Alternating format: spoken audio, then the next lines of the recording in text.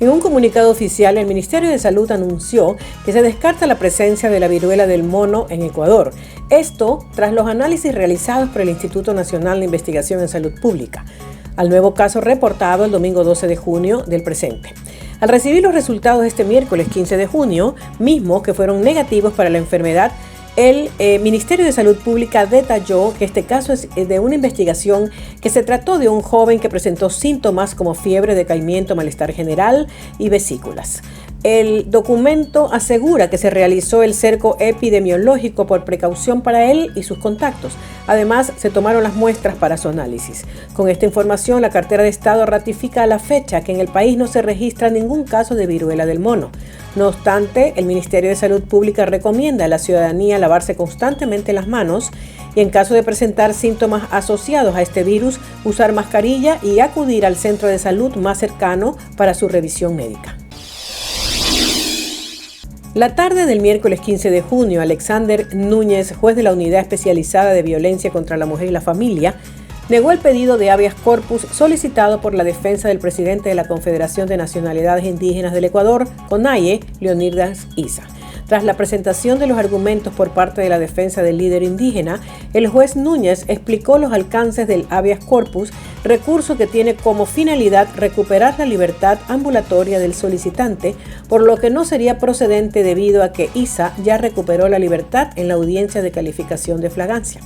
Respecto a los argumentos de la defensa técnica de Issa sobre agresiones y maltratos, el juez indicó que aquello no se ha acreditado a partir del certificado médico presentado. Además, alegó que los testimonios presentados por la defensa del líder indígena se contradicen y que no se verifican tratos crueles o privaciones arbitrarias de libertad. Finalmente sostuvo que los traslados entre Quito y Latacunga incluyeron la detención en la base aérea de esta ciudad y fue por su seguridad, por lo que el juez rechazó la acción de habeas corpus presentada por Leonidas Issa. Una vez concluida la diligencia, la defensa técnica del presidente de la CONAIE anunció que apelará la resolución del juez Núñez. El gobierno nacional se pronunció sobre el audio que circuló en un medio de comunicación digital en el que se relacionaba el presidente Guillermo Lasso con un supuesto interés en que la justicia evitara la destitución de Guadalupe Llori como titular de la Asamblea Nacional. A través de un comunicado de prensa, el gobierno rechazó las afirmaciones vertidas sobre que el primer mandatario buscara influir en una decisión judicial, como se escuchara al hablar al vocal del Consejo de la Judicatura, Juan José Morillo, en conversación con la vocal Maribel Barreno y el juez Gustavo Osejo. El hecho en mención es a la comisión multipartidista que se conformó en la Asamblea Nacional para tramitar la denuncia presentada por el legislador Esteban Torres y que finalmente recomendó al Pleno destituir a Llori como presidenta, lo cual ocurrió. En el audio se escuchaba a Morillo pedirle al juez Osejo que revisara lo que sucedía en el Parlamento para que analizara y resolviera, en el menor tiempo posible, la supuesta inquietud de Lasso de que había un intento de tomarse el poder legislativo de una manera arbitraria. Desde el Ejecutivo se agregó que los valores democráticos de la actual administración no son compatibles con presionar a las autoridades de otros poderes del Estado. La Comisión de Fiscalización de la Asamblea Nacional solicitó la comparecencia del presidente de la Judicatura, Fausto Murillo, y de los vocales Morillo, Barreno y Javier Muñoz a acudir el lunes 20 de junio para pronunciarse sobre esta supuesta intromisión en la justicia y el tráfico de influencias.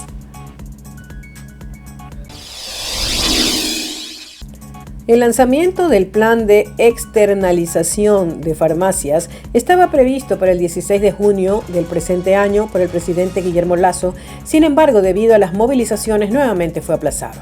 Este anuncio fue propuesto al menos en 2 ocasiones. Una primera fecha se dio en marzo y luego a mediados de mayo del 2022. La ministra de Salud, Jimena Garzón, precisó el 14 de junio que la implementación del Plan Medicina Siempre no arrancará inmediatamente después del anuncio del presidente, sino que será en los siguientes días. En una primera fase, la externalización de farmacias se inicia en los hospitales del Ministerio de Salud Pública de Quito, Guayaquil, Cuenca y Portoviejo. La titular de Salud señaló que ya hay un número establecido de farmacias que participarán en esta primera fase y se están abasteciendo de los medicamentos que van a ser dispensados a los pacientes del sector público. Garzón aseguró que posteriormente se irán sumando otras farmacias, así como unidades de salud. Se espera que hasta finales del 2022 todos los centros de primera, segunda y tercer nivel del Ministerio de Salud Pública ya estén dentro del Plan Medicina Siempre. Desde el pasado 31 de mayo se están realizando pruebas para verificar la correcta operación del sistema. Las primeras se hicieron en el Hospital Abel Gilbert de Guayaquil y posteriormente en Quito. Con la implementación de este sistema, las autoridades esperan terminar con el desabastecimiento en los medicamentos de uso ambulatorio que se prescriben en consulta externa. En un comunicado oficial publicado este miércoles 15 de junio, la empresa pública Petroecuador EP informó que tomará acciones legales y denunciará los actos delictivos de grupos externos registrados en el marco del paro convocado por la CONAIE, en lo que se pretende paralizar los campos petroleros de la empresa ubicados en la región amazónica. En el documento detalla un evento delictivo suscitado este martes 14 de junio en el que un grupo de comuneros intentaron ingresar y tomarse las instalaciones del bloque 15 CPF, estación Limoncocha, ubicado en la provincia de Sucumbíos. Este intento frustrado por las Fuerzas Armadas, sin embargo, varios efectivos resultaron heridos. Otra de las consecuencias de las paralizaciones, sabotajes y vandalismos en los campos petroleros de la Amazonía que menciona el escrito tiene que ver con la producción de la empresa pública conjuntamente con la de los consorcios, que registra una pérdida acumulada de aproximadamente 2.500 barriles de petróleo. Las Fuerzas Armadas confirmaron que miembros de sus filas resultaron heridos en un comunicado que manifestaron que varios manifestantes indígenas agredieron a 10 militares durante un intento de invasión al campo petrolero Limoncocha.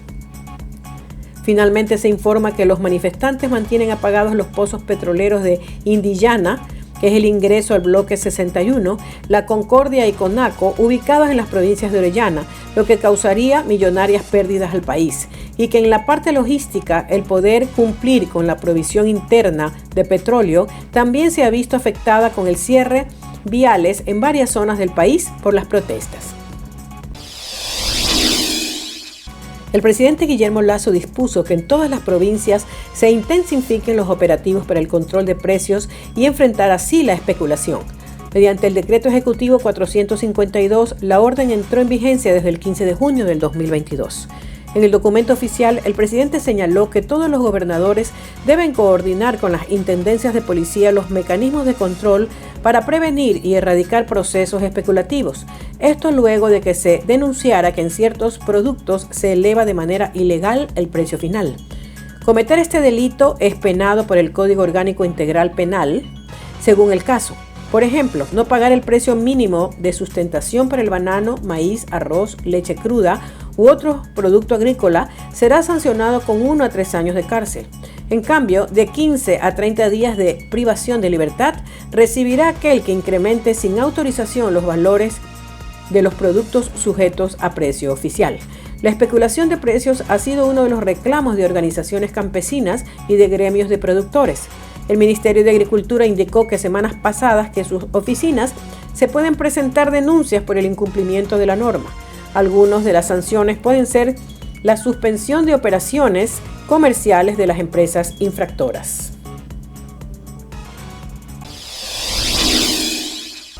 Patrulleros de la Agencia de Tránsito y Movilidad de Guayaquil y camiones con material pétreo fueron ubicados en los costados de las vías de ingreso a la ciudad la noche del miércoles 15 de junio.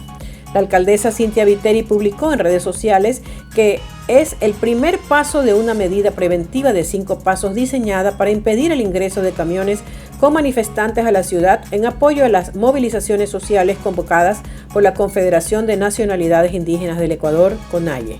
Viteri señaló que al momento la situación está controlada, pidió calma e indicó que se debe utilizar los canales oficiales para informarse.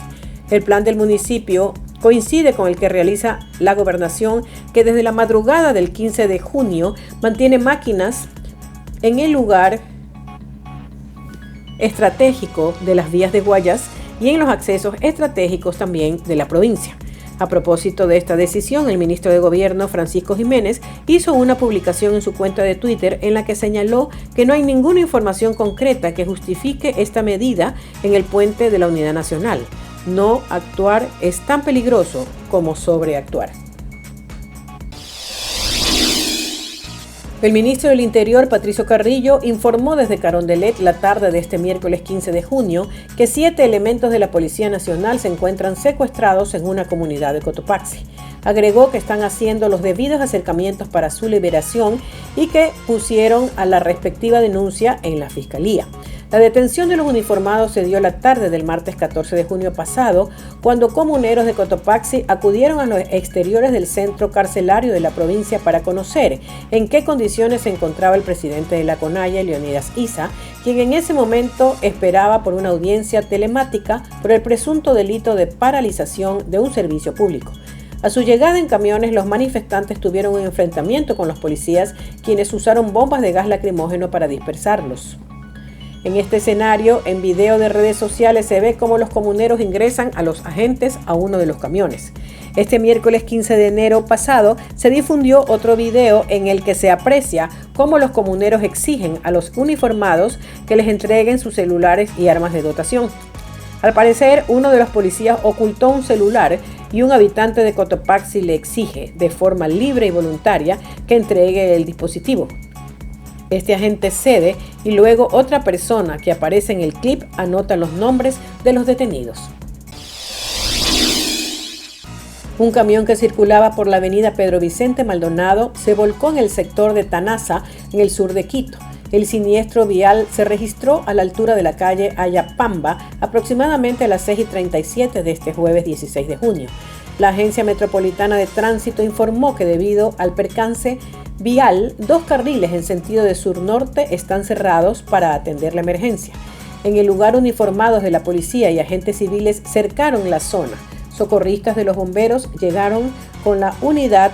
El ECU 911 dijo que los uniformados y socorristas brindan atención a los afectados. El camión quedó volcado sobre el lado izquierdo del vehículo, al lado del carril exclusivo del corredor sur oriental.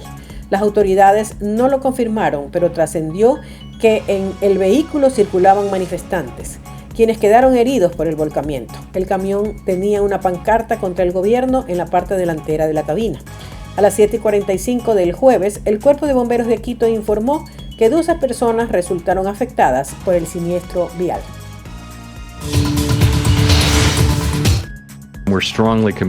Estamos firmemente comprometidos a devolver la inflación a nuestro objetivo del 2%. En el contexto de un entorno económico en rápida evolución, nuestra política se ha estado adaptando y seguirá haciéndolo. Y nos esforzaremos para evitar agregar incertidumbre a lo que ya es un momento extraordinariamente desafiante e incierto.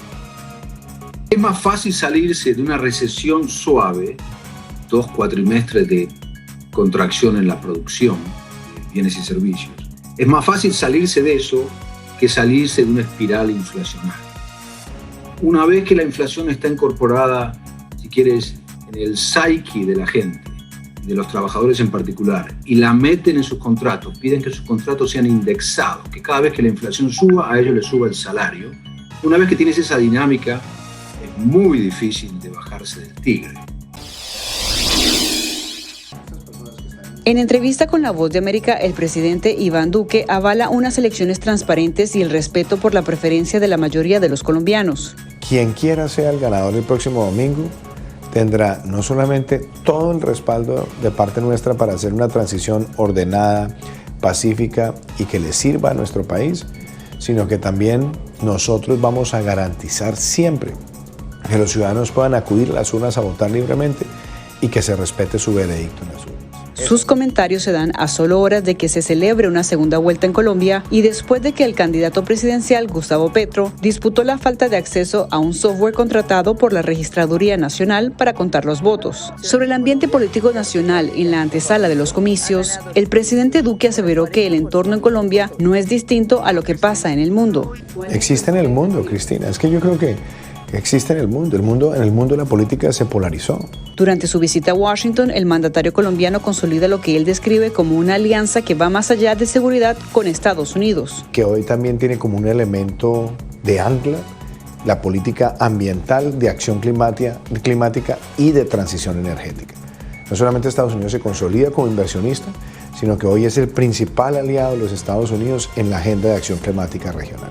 El presidente colombiano culmina su visita a la capital estadounidense con una reunión con el secretario de Estado, Antony Blinken, para celebrar los 200 años de relación bilateral.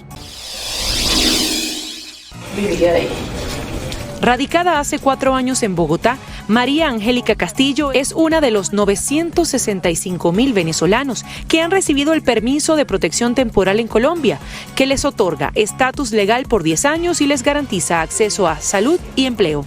Lamentablemente hay una corriente comunista y ojalá no afecte a Colombia, porque nosotros estamos huyendo de eso. No es que te diste cuenta tarde. Un temor que se replica en otros venezolanos que temen perder la protección recibida durante el gobierno de Iván Duque. Conocemos de gente que inclusive tenía negocios aquí, tenía emprendimientos aquí, empresa aquí, tenía 6, 7 años acá y dejaron todo por irse a los Estados Unidos por no esperar a que venga un cambio en Colombia.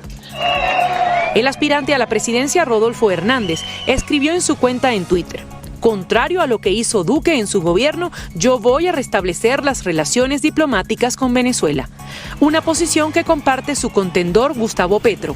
Respecto a Venezuela, normalizar las relaciones. Pero ¿qué pasará con el respaldo que el actual mandatario de Colombia, Iván Duque, le dio al opositor Juan Guaidó, a quien reconoció como presidente interino?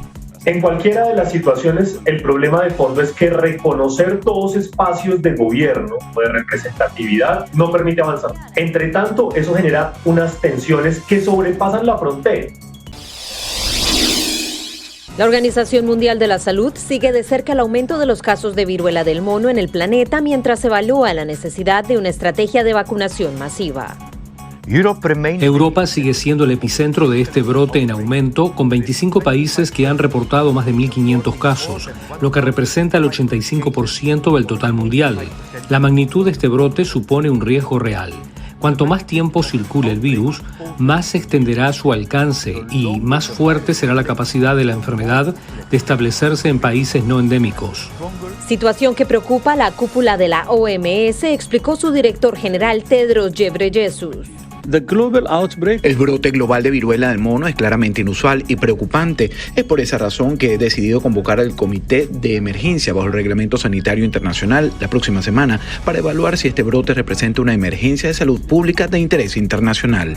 Y generar una guía clara sobre el uso y la efectividad de la vacuna mientras las autoridades sanitarias siguen compitiendo para obtener algunas de las escasas dosis que hay disponibles. La Unión Europea logró asegurar 110.000 vacunas de la firma farmacéutica Bavarian Nordic. Esto mientras se sigue avanzando en el estudio de la transmisión del virus.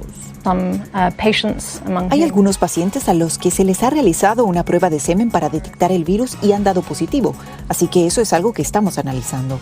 No cambia nuestra evaluación de las rutas de transmisión actuales que estamos viendo en este momento, que se basan en gran medida en la proximidad física muy cercana entre las personas, el contacto piel con boca, y eso es realmente lo que está impulsando la transmisión en este momento. Asesores recomendó al gobierno estadounidense aprobar las vacunas de Moderna y de Pfizer contra el COVID-19 para niños menores de 5 años. Si el proceso regulatorio avanza con celeridad, las vacunas podrían estar disponibles la próxima semana aquí en Estados Unidos. Y a propósito del COVID-19, Anthony Fauci, el principal asesor de la Casa Blanca para la pandemia, dio positivo hoy al coronavirus y presenta síntomas leves.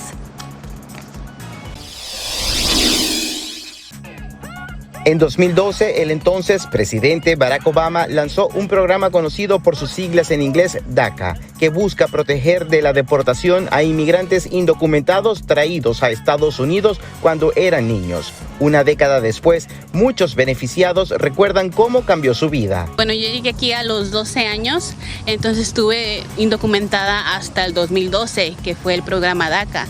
Entonces completamente me cambió, terminé mi escuela, empecé a trabajar, fui la única en mi familia que pudo tener estatus, entonces yo era la que manejaba, me convertí en el sostén de la familia, entonces sí me cambió completamente la vida. Después de una década, los beneficiarios de DACA y conocidos como soñadores expresan que necesitan apoyo porque el futuro del programa depende de la justicia estadounidense después de que la administración de Donald Trump intentó anularlo en 2017. El expresidente Obama escribió en Twitter que DACA sigue vulnerable. En el 10º aniversario de DACA, redoblemos nuestros esfuerzos para construir un sistema migratorio sensato que ofrezca a estos estadounidenses un camino a la naturalización. El reclamo de organizaciones a favor de este programa es llegar a un acuerdo en el Congreso hacia la reforma migratoria. Yo creo que DACA es un buen programa, pero no es lo mejor. Necesitamos una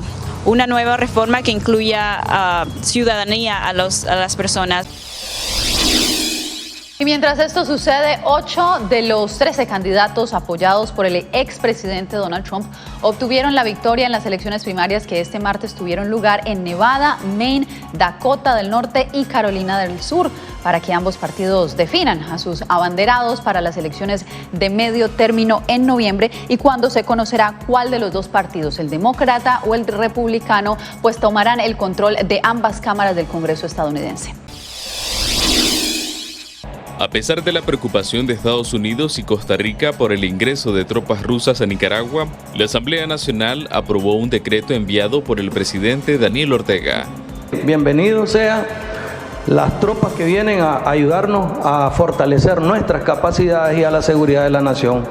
Los diputados oficialistas y sus aliados que controlan el Parlamento aseguran que no solo tropas de Rusia tradicionalmente ingresan a Nicaragua, sino la de otros ejércitos, incluido el de Estados Unidos. Sin embargo, analistas como Carlos Murillo explican que podría tratarse de una estrategia de Rusia. Hay una intencionalidad de Moscú de presionar a los Estados Unidos en su traspatio geopolítico, de que no siga incursionando en Ucrania. A la preocupación de la presencia rusa en Nicaragua se sumó el expresidente de Costa Rica y Premio Nobel de la Paz, Óscar Arias. ¿Qué beneficio tiene maniobras conjuntas con soldados rusos cuando lo que estamos viendo es una migración masiva? En ese sentido, el diputado Wálmaro Gutiérrez expresó que la decisión de Managua es soberana. Nicaragua es un país libre, soberano, independiente. Mientras, Estados Unidos analiza la posibilidad de excluir a Nicaragua del Tratado de Libre Comercio con Centroamérica, en respuesta al ingreso de militares rusos. De acuerdo a datos de la Fiscalía General salvadoreña, la cifra de fosas clandestinas encontradas durante los últimos 3 años asciende a 51, 20 de ellas halladas en 2021. Entre los casos más emblemáticos de cementerios clandestinos está el de Chalchuapa, donde se encontró cerca de una veintena de cuerpos. Otras 2 fosas fueron reportadas en Nuevo Cuscatlán, donde fueron hallados los cuerpos de 2 hermanos reportados como desaparecidos.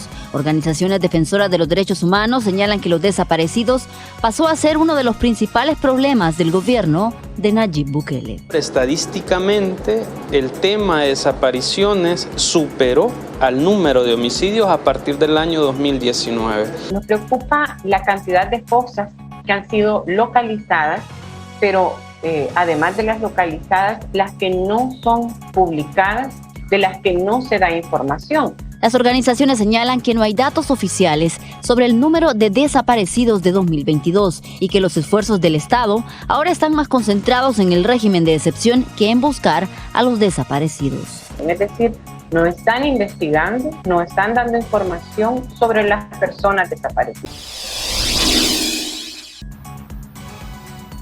Solo el año pasado murieron casi 43,000 personas en vías y carreteras de Estados Unidos a causa de accidentes ocasionados por conductores ebrios o bajo la influencia de drogas. De acuerdo con la Administración Nacional de Seguridad de Tránsito en las Carreteras, esa cifra de fatalidades representa un aumento de más del 10% en comparación con el año 2020. Una de las razones principales es que durante el periodo de COVID, las personas estuvieron aisladas en sus casas, tal vez bebiendo más de la cuenta o haciendo otras actividades. Ahora, que pueden salir con mayor libertad, por así decirlo, están tratando de recuperar el tiempo perdido o asumiendo conductas de riesgo y que incluyen beber y conducir un vehículo, lo cual, repito, puede causar accidentes, lesiones o muertes. Los especialistas en salud mental afirman que muchos de los casos detectados dan cuenta de un problema específico.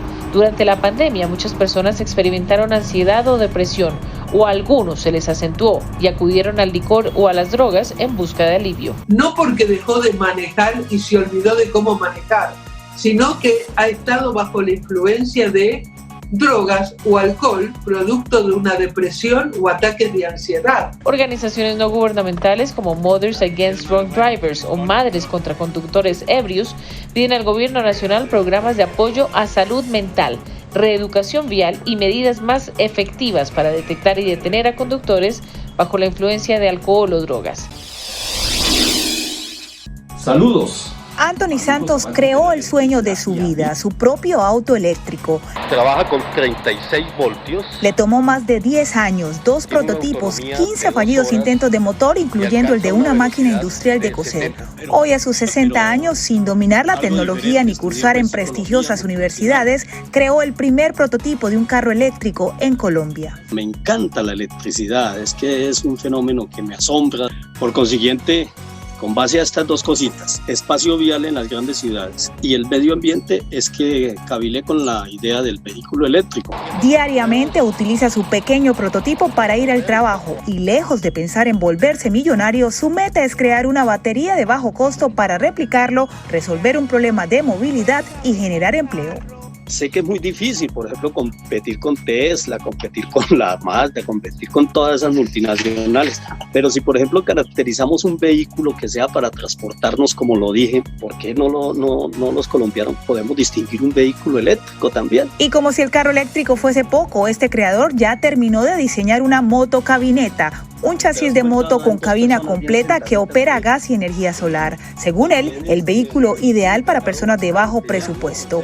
Así, este Henry Ford criollo, como se le conoce en Colombia, ingenia y vive convencido de que los grandes inventos no provienen precisamente de las aulas. Es más, los grandes innovadores somos las personas que más nos preocupamos con pasión en crear, que en ir a una academia a aprender lo que ya está prácticamente inventado.